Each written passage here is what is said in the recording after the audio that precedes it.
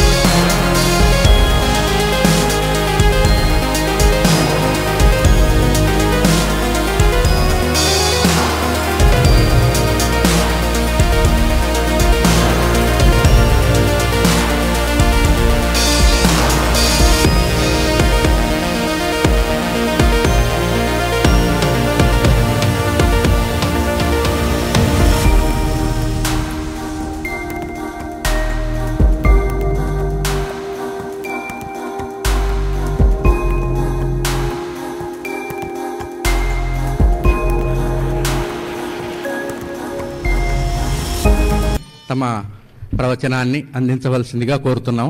మేమందరం కూడా స్టేజ్ ముందరికి